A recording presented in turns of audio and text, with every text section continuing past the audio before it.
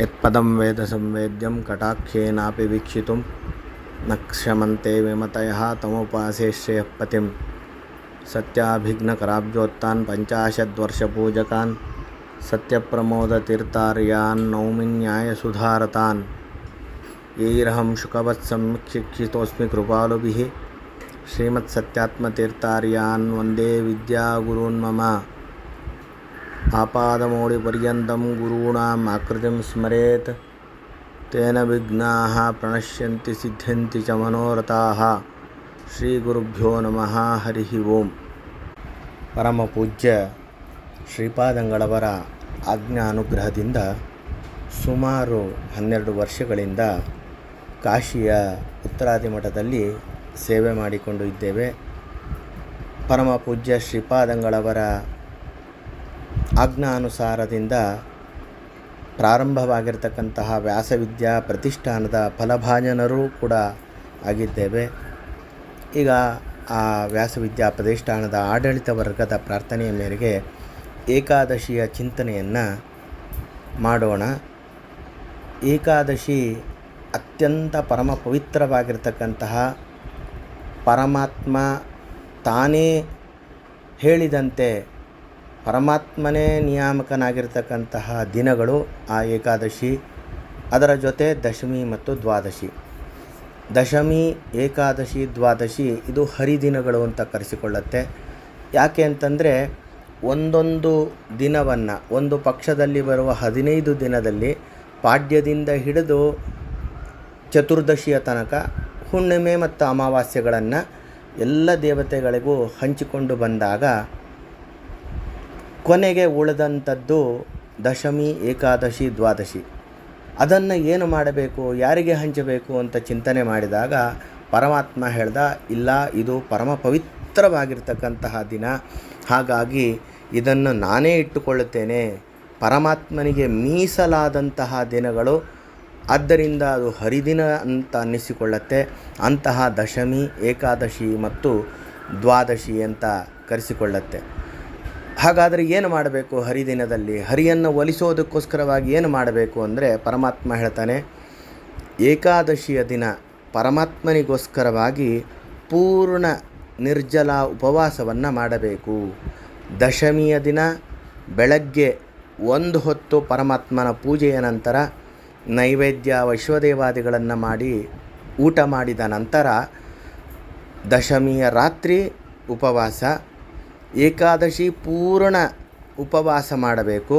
ಅಂದರೆ ಪರಮಾತ್ಮನಿಗೆ ಪೂಜೆ ಮಾಡಿದ ತೀರ್ಥ, ಅದು ಸ್ವಾದೋದಕವಿಲ್ಲದ ಒಂದು ಉದ್ಧರಣೆ ಮಾತ್ರ ತೀರ್ಥ ತೆಗೆದುಕೊಂಡು ಪೂರ್ಣ ನಿರ್ಜಲ ಉಪವಾಸ, ಕಟ್ನಿಟ್ಟು ಉಪವಾಸವನ್ನು ಏಕಾದಶಿ ಮಾಡಿ, ದ್ವಾದಶಿ ದಿನ ಕೂಡ ದಶಮಿಯಂತೆ 1 ಹೊತ್ತು ಮಾತ್ರ ಪರಮಾತ್ಮನ ಪೂಜೆಯ ನಂತರ ನೈವೇದ್ಯ ವೈಶ್ವದೇವ ಮಾಡಿ 1 ಹೊತ್ತು ಊಟ, ಮತ್ತು ರಾತ್ರಿ ಉಪವಾಸ. ಅತ್ಯಂತ ಆಸಕ್ತರಿರುವವರು ದಶಮಿ ಮತ್ತು ದ್ವಾದಶಿ ರಾತ್ರಿಯ 1 ಹೊತ್ತು ಪೂರ್ಣ ಉಪವಾಸ ಮಾಡೋದಕ್ಕಾಗದೇ ಇದ್ದರೆ ಫಲಾಹಾರವನ್ನು ತೆಗೆದುಕೊಳ್ಳಬಹುದು ಅಂತಲೂ ಕೂಡ ಶಾಸ್ತ್ರದಲ್ಲಿ ಒಂದು ಸ್ವಲ್ಪ ಸಡಿಲ ಮಾಡಿಕೊಟ್ಟಿದ್ದಾರೆ. ಏಕಾದಶಿ ಮಾತ್ರ ಕಟ್ಟುನಿಟ್ಟಾದಂತಹ ನಿರ್ಜಲ ಉಪವಾಸವನ್ನು ಮಾಡಬೇಕು. ಅದು ಅತ್ಯಂತ ಪರಮಾತ್ಮನಿಗೆ ಪ್ರಿಯವಾದಂಥದ್ದು, ಮೋಕ್ಷ ಸಾಧನೆ ಅಂತ ಹೇಳಿದ್ದಾರೆ. ದಾಸರಾಯರು ಕೂಡ ಸಕಲ ವ್ರತಗಳಲ್ಲಿ ಏಕಾದಶಿ ಉಪವಾಸ ಮುಂಚೂಣಿಯಲ್ಲಿದೆ ಅಂತ ನಮಗೆ ಶಾಸ್ತ್ರವೂ ತಿಳಿಸುತ್ತೆ, ದಾಸರಾಯರು ಕೂಡ ತಿಳಿಸಿಕೊಡ್ತಾರೆ. ಒಂದು ಕಡೆ ವೆಂಕಟೇಶ ಮಹಾತ್ಮೆಯಲ್ಲಿ ಬರಬೇಕಾದ್ರೆ ಹೇಳ್ತಾರೆ, ಸ್ವಾಮಿ ಪುಷ್ಕರಣಿ ಸ್ನಾನಂ ಸದ್ಗುರೋ ಪಾದಸೇವನಂ ಏಕಾದಶುಪವಾಸಶ್ಚ ತ್ರಯಂ ಅತ್ಯಂತ ದುರ್ಲಭಂ ಅಂತ. ಇಡೀ ಪ್ರಪಂಚದಲ್ಲಿ, ಅದರಲ್ಲೂ ಪರಮ ಪವಿತ್ರವಾದ ಭರತಭೂಮಿಯಲ್ಲಿ ಸ್ವಾಮಿ ಪುಷ್ಕರಣಿ ಅತ್ಯಂತ ಶ್ರೇಷ್ಠವಾದಂತಹ, ಸರಸ್ವತಿಯಿಂದ ಅಭಿಮನ್ಯಮಾನವಾದಂತಹ ತೀರ್ಥ. ಅದು ಪುಷ್ಕರಣಿಗಳಲ್ಲೇ ಅತಿ ಶ್ರೇಷ್ಠವಾದಂಥದ್ದು. ತೀರ್ಥಗಳಲ್ಲಿ, ನದಿಗಳಲ್ಲಿ ಗಂಗಾ ಶ್ರೇಷ್ಠವಾದರೆ ಪುಷ್ಕರಣಿ, ಕಲ್ಯಾಣಿ ಅಂತ ಏನು ಹೇಳ್ತೀರಿ, ಸರೋವರ, ಅದರಲ್ಲಿ ಸ್ವಾಮಿ ಪುಷ್ಕರಣಿ ಅತ್ಯಂತ ಶ್ರೇಷ್ಠವಾದದ್ದು. ಅದರ ಸ್ನಾನ ಮತ್ತು ಸದ್ಗುರುಗಳ ಮೋಕ್ಷ ಸಾಧನೆಯನ್ನು ಉಪದೇಶ ಮಾಡುವ ಗುರುಗಳ ಪಾದಸೇವ ಮತ್ತು ಮೋಕ್ಷ ಸಾಧನೆಯಾದಂತಹ ಹರಿದಿನದ ಏಕಾದಶಿಯ ಉಪವಾಸ ಇದು ಅತ್ಯಂತ ದುರ್ಲಭ. ಇದು ಎಲ್ಲ ವ್ರತಗಳಿಗಿಂತ ಶ್ರೇಷ್ಠವಾದ ವ್ರತ. ಇದನ್ನು ಮಾಡಬೇಕು ಅಂತ ಸದ್ಗುರುಗಳ ಪಾದ ಸೇವನೆಯೂ ಕೂಡ ಮೋಕ್ಷ ಸಾಧನೆ ಅಂತ ಭಾಗವತದಲ್ಲಿ ನಮಗೆ ತಿಳಿಸಿದ್ದಾರೆ.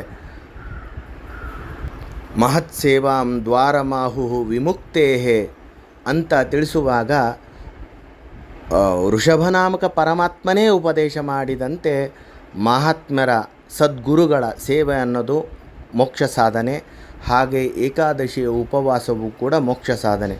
ಇದನ್ನು ಅತ್ಯಂತ ವಿಸ್ತಾರವಾಗಿ ಜಗದ್ಗುರುಗಳಾದ ಶ್ರೀಮನ್ ಮಧ್ವಾಚಾರ್ಯರು ನಮಗೆ ಕೃಷ್ಣಾಮೃತ ಮಹಾರ್ಣವದಲ್ಲಿ ತಿಳಿಸಿದ್ದಾರೆ.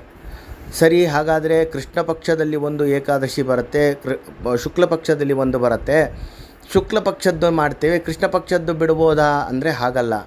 ಹೇಗೆ ಬಿಳಿ ಇರಲಿ ಕಪ್ಪಿರಲಿ ಗೋವು ಅತ್ಯಂತ ಪರಮ ಪವಿತ್ರ ಪೂಜ್ಯನೋ ಹಾಗೆ ಏಕಾದಶಿ ಶುಕ್ಲ ಪಕ್ಷ ಆಗಲಿ ಕೃಷ್ಣ ಪಕ್ಷ ಆಗಲಿ ಎರಡೂ ಕೂಡ ಪರಮ ಪವಿತ್ರವಾದದ್ದು, ಎರಡೂ ಸಮಾನವಾಗಿ ಅತ್ಯಂತ ಮಾನ್ಯವಾದದ್ದು ಮತ್ತು ಉಪವಾಸ ಮಾಡಲೇಬೇಕಾದದ್ದು ಅಂತ ನಮಗೆ ತಿಳಿಸಿಕೊಟ್ಟಿದ್ದಾರೆ. ಹಾಗಾಗಿ ಏಕಾದಶಿ ಉಪವಾಸ ಮೋಕ್ಷ ಸಾಧಕರಿಗೆ, ಮುಮುಕ್ಷುಗಳಿಗೆ ಮುಂಚೂಣಿಯಲ್ಲಿರ್ತಕ್ಕಂತಹ ಮೋಕ್ಷ ಸಾಧನೆ ಅನ್ನೋದರಲ್ಲಿ ಎರಡು ಮಾತಿಲ್ಲ. ಇಂತಹ ಏಕಾದಶಿ ಉಪವಾಸ ಇನ್ನೇನು ಮುಂದೆ ಬರ್ತಾ ಇದೆ, ಇನ್ನು 2 ದಿನಕ್ಕೆ ಆ ಉಪವಾಸವನ್ನು ಮಾಡಿ ನಾವು ಉದ್ಧಾರವಾಗೋಣ. ಪ್ರತಿ ಏಕಾದಶಿಯೂ ಕೂಡ ಪರಮಾತ್ಮನ ಪೂಜಾ, ಪರಮಾತ್ಮನ ಚಿಂತನೆಯ ಜೊತೆಗೆ ಪರಮಾತ್ಮನಿಗೋಸ್ಕರವಾಗಿ ಪರಮಾತ್ಮನ ಆಜ್ಞೆಯಂತೆ ನಾವು ಉಪವಾಸ ಮಾಡಿದ್ವಿ ಅಂದರೆ ಪರಮಾತ್ಮನಿಗೆ ಅತ್ಯಂತ ಸಂತೋಷವಾಗತ್ತೆ. ಅಂತಹ ಸಂತುಷ್ಟನಾದ ಪರಮಾತ್ಮ ನಮಗೆ ಸದ್ಗುರುಗಳ ಉಪಲಬ್ಧಿಯನ್ನು ಮಾಡಿಸಿಕೊಟ್ಟು, ಯೋಗವನ್ನು ಮಾಡಿಸಿಕೊಟ್ಟು, ನಮಗೆ ಮೋಕ್ಷ ಸಾಧಕವಾದಂತಹ ಮಧ್ವಶಾಸ್ತ್ರವನ್ನು ಉಪದೇಶ ಮಾಡಿಸಿ ನಮಗೆ ಮೋಕ್ಷ ಸಾಧನೆಯನ್ನು ಮಾಡಿಸ್ತಾನೆ ಅನ್ನೋದರಲ್ಲಿ ಎರಡನೇ ಮಾತಿಲ್ಲ, ಸಂದೇಹ ಇಲ್ಲ. ಆದ್ದರಿಂದ ನಾವು ಕೂಡ ಉಪವಾಸವನ್ನು ಮಾಡೋಣ ಏಕಾದಶಿ ಅಂತ ಹೇಳ್ತಾ, 2 ಏನು ವಾಕ್ಕುಸುಮಗಳ ಸೇವಾ ಇದೆ, ಅದು ನಮ್ಮ ಸ್ವರೂಪೋದ್ಧಾರಕ ಗುರುಗಳಾಗಿರ್ತಕ್ಕಂತಹ ಮಹಾಸ್ವಾಮಿಗಳ ಅಂತರ್ಯಾಮಿಯಾಗಿರ್ತಕ್ಕಂತಹ ಭಾರತೀಯ ರಮಣ ಮುಖ್ಯ ಪ್ರಾಣಾಂತರ್ಗತ ಶ್ರೀಮನ್ ಮೂಲ ರಾಮ ಮೂಲಸೀತಾ ದಿಗ್ವಿಜಯರಾಮ ವಂಶರಾಮ ಪ್ರಸನ್ನೊಟ್ಟರ ಶ್ರೀವೇದ ವ್ಯಾಸ ದೇವರ ಪಾದಕಮಲಗಳಿಗೆ ಸಮರ್ಪಣೆ ಮಾಡೋಣ. ಶ್ರೀಕೃಷ್ಣಾರ್ಪಣಮಸ್ತು. ಅನೇನ ಭಾವಿ ಯತ್ ಪುಣ್ಯಂ ತದಾಪ್ನೋತು ಗುರುರ್ಮಮ.